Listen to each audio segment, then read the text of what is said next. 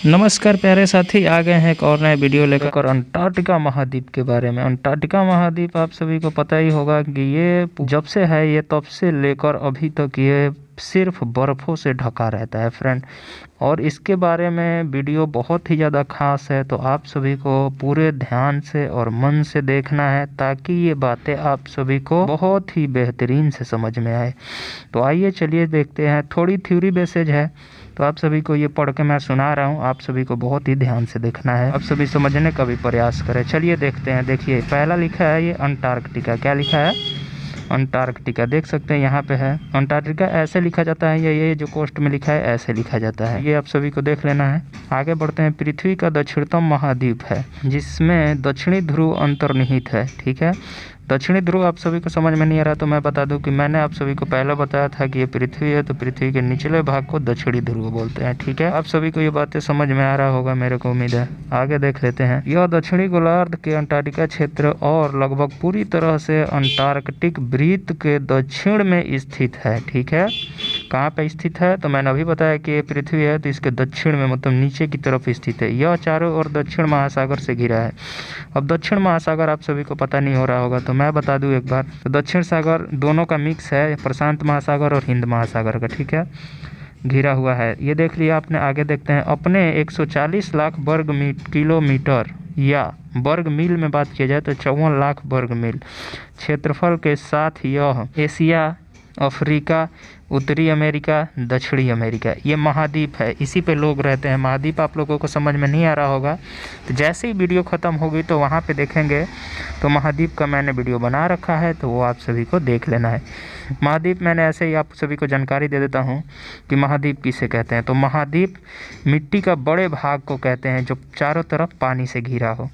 इतना बड़ा भाग कितना होगा इसके बारे में मैंने ऑलरेडी वीडियो बनाया है, तो आप सभी जाकर वीडियो देख सकते हैं। ठीक है, अब देखिए आगे। दक्षिणी अमेरिका के बाद पृथ्वी का ये 5वां सबसे बड़ा महाद्वीप है। अगर पूछा जाए कि अंटार्कटिका कितने नंबर का बड़ा महाद्वीप है, तो ये 5वां सबसे बड़ा महाद्वीप है। तो ये आप सभी को ध्यान रखना है। अंटार्कटिका का 98% भाग औसतन 1.6 लगभग 1600 मीटर, ठीक है फ्रेंड, और किलोमीटर मोटी बर्फ़ से आच्छादित रहता है। मतलब जितना है उसका 98% भाग फ्रेंड 1.6 किलोमीटर, इतनी मोटी वहाँ पे बर्फ़ों का चादर है। तो ये आप सभी को समझना है। आगे देख लेते हैं, बढ़ते हैं आगे। थोड़ा और है, देखिए यहाँ से देखिए अंटार्कटिका की खोज किसने की, ये बहुत ही इम्पोर्टेंट है। तो अंटार्कटिका की खोज देख सकते हैं जेम्स कुक ने अपनी दूसरी खोज यात्रा में की थी। जेम्स कुक एक वैज्ञानिक का नाम है, तो ये आप सभी को समझना है। ये पहली बार असफल रहे, तो दूसरी बार जब गए तो उन्होंने अंटार्कटिका में एंट्री मार दी। ठीक है, तो एंट्री मारी तो वो भी दक्षिणी गोलार्ध में जो होता है मेन पॉइंट, वहाँ पर जाने में असफल रहे। वही बात आगे लिखिए, देखिए 1773 में कुक और उनके दल ने पहली बार अंटार्कटिका सर्कल को पार किया। ठीक है, पार तो उन्होंने कर लिया सर्कल को, लेकिन आगे बढ़ते हैं। हालांकि वह दक्षिणी महाद्वीप तक नहीं पहुंच सके। ठीक है, दक्षिणी ध्रुव तक नहीं पहुंच पाए। ठीक है, लेकिन उन्होंने वहां बर्फबारी और नज़दीकी द्वीपों की खोज की थी।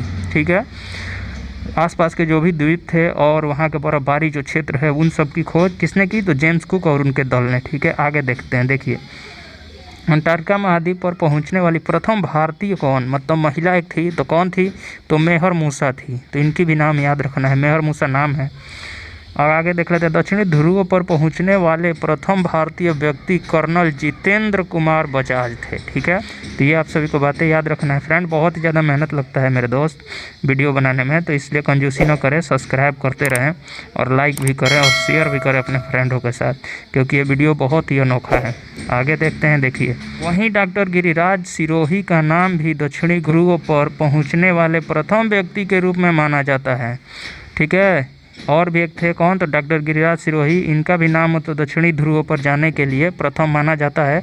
तो ये बातें भी आप सभी को थोड़ी ध्यान रखना है। इतनी बातें तो हो गई फ्रेंड। आगे देख लेते हैं कि अगर विश्व के पहले व्यक्ति की बात की जाए कि सबसे पहले व्यक्ति कौन थे जो वहाँ पे गए थे, तो ये रोनाल्ड एडमंडसन थे। ठीक है, आगे देख लेते हैं, आगे बढ़ते हैं। चलिए, यहाँ पे अगर पूछा जाए कि कितने लोग रहते हैं या कोई ऐसा व्यक्ति है जो वहाँ पे अपना घर बना रखा है या नहीं, तो इसके बारे में देख लेते हैं। देखिए, यहाँ से लिखा गया है कि यहाँ कोई अस्थाई निवास नहीं है, मतलब कोई भी बंदे यहाँ पे, कोई भी आदमी यहाँ पे अपना घर बना कर नहीं रहता, जैसे हमारे इंडिया में लोग रहते हैं, बाकी देशों में, पाकिस्तान, अफगानिस्तान, जितने भी हमारे पड़ोसी देश से लेकर वर्ल्ड में जितने देश हैं, उन देशों जैसा वहाँ पे कोई नहीं रहता फ्रेंड।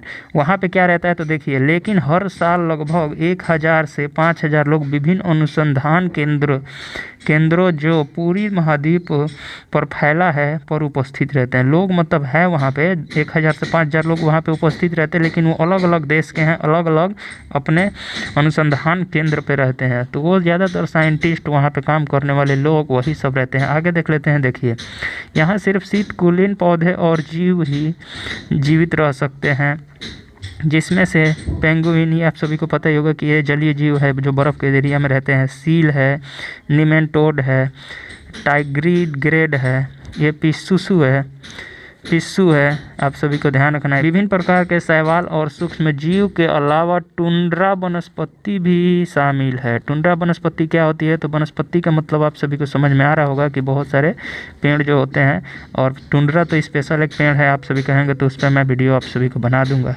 आगे देखते हैं। चलिए, देख लेते हैं कि आखिर अंटार्कटिका महाद्वीप है, तो अंटार्कटिका महाद्वीप में कौन कौन से देश जो पहली बार वहाँ पे रहने के लिए या अपना अनुसंधान केंद्र खोलने के लिए अपना विज्ञापन जारी किए और सम्मेलन कराए। देखिए, यहाँ पे देख लेते हैं कि 1959 में 12 देशों ने अंटार्कटिका संधि पर हस्ताक्षर किए। कितने देश? तो ये याद रखना है, 12 देश सबसे पहले थे। आज ये 46 देशों ने इन पर संधि का हस्ताक्षर किए हैं। ठीक है, अब वहाँ पे टोटल कितने देश हैं? तो 46 देश हैं। ठीक है, तो ये आप सभी को बातें ध्यान रखना है। और देख लेते हैं, विभिन्न अनुसंधान उद्देश्यों के साथ वर्तमान में कई देश लगभग 4000 से अधिक वैज्ञानिक विभिन्न प्रयोग कर रहे हैं। अब फिलहाल में जान सकते हैं कि यहाँ पे 4000 से अधिक प्रयोगशाला हो गया है और बहुत सारे देश वहाँ पे जाकर बन गए हैं। आगे देख लेते हैं। देखिए, कुल क्षेत्रफल की बात की जाए कि टोटल क्षेत्रफल कितना है, तो आप सभी देख सकते हैं। ये गिनना नहीं आता तो मैंने ऑलरेडी इस पे वीडियो बना से। चलिए, मैं एक बार ये इसको पढ़ के सुना देता हूँ। तो इकाई, दहाई, सैकड़ा, हज़ार, 10,000, लाख, 10 लाख, करोड़। कितना है? 1,40,00,000 किलोमीटर। ठीक है, टोटल क्षेत्रफल की बात की जाए तो 1,40,00,000 यहाँ पे क्षेत्रफल है। अगर यही वर्ग मील में बात की जाए कि कितना है, तो वर्ग मील में देख सकते हैं कि 50 लाख है। कितना है? 50 लाख वर्ग मील। ठीक है, अगर बर्फ़ रहित जितना बर्फ़ है उतने का क्षेत्रफल देखा जाए कि कितना है, तो देख सकते हैं कि 2,80,000 किलोमीटर। ठीक है, अगर इसको वर्ग मील में देखा जाए तो देख सकते हैं कि 1 लाख वर्ग मील। मेरे को उम्मीद है कि आप सभी को ये बातें समझ में आ रही होगी। नहीं आ रही होगी तो अभी मैं चित्र में आप सभी को समझाऊंगा। देखिए, बर्फ़ है, बर्फ़ रहित और ज़मीन रहित दोनों को मिलाकर कितना है, देख सकते हैं। मैं एक बार और पढ़ के सुना देता हूँ। इकाई, दहाई, सैकड़ा, हज़ार, 10,000, लाख, 10 लाख, करोड़। 1,37,20,000 किलोमीटर। ठीक है, तो ये सभी आप सभी को ध्यान रखना है। और वर्ग मील में देख सकते हैं, इसको भी पढ़ लेते हैं। इकाई, दहाई, सैकड़ा, हज़ार, 10,000, लाख, 10 लाख। ठीक है, 53 लाख वर्ग मील है। मतलब बर्फ़ और ज़मीन दोनों ढका हुआ जितना है उतने ज़मीन। ठीक है, आगे देख लेते हैं। देखिए, अब यहाँ पे बात कर लेते हैं कि आखिर भारत सरकार ने कौन कौन सा अपना केंद्र वहाँ पे बना के रखा है। अनुसंधान केंद्र कौन कौन सा बना के रखा है, तो देख सकते हैं। पहले जो बना था उसका नाम था क्या? तो दक्षिण, इसका नाम गंगोत्री था, मैत्री था। अनुसंधान केंद्र स्थापित किया, ये दोनों पहले बना था। वर्तमान में 2 ही तो है वहाँ पे। मैत्री वहाँ पे आगे पढ़ लेते हैं तो आप सभी को समझ में खुद ही आ जाएगा। देखिए, वर्तमान बर्फ़ में दब जाने के कारण दक्षिणी गंगोत्री को सप्लाई बेस के रूप में प्रयुक्त हो रहा है। ठीक है, तो दक्षिणी गंगोत्री वहाँ पे बर्फ़ में दब गई है और वहाँ पे उसका सप्लाई बेस के काम चल रहा है। ठीक है, जबकि मैत्री अनुसंधान केंद्र चालू है। मैत्री अभी क्या है? चालू है। ठीक है, मैत्री और एक और है भारती। ठीक है, तो ये 200 अनुसंधान केंद्र है जो अभी फ़िलहाल में वहाँ पे चालू है। तो ये बातें समझ में आई होगी। आगे बढ़ते हैं। देखिए, ये मैप है, वर्ल्ड मैप। इसमें अंटार्कटिका अगर ढूंढा जाए कि कहाँ है, तो ये देख सकते हैं कि बड़ा सा लिखा हुआ दिखाई दे रहा है कि अंटार्कटिका। सिग्नल दिखाया है ये नीचे की तरफ, तो यही है फ्रेंड, सबसे नीचे की तरफ ये रहता है। तो आप सभी को ध्यान देना है। ठीक है, तो ये वर्ल्ड मैप में आप सभी को मैं पहले से वीडियो बना के समझा चुका हूँ। आप सभी नहीं देखे हो तो जाकर वो वीडियो देख लीजिए।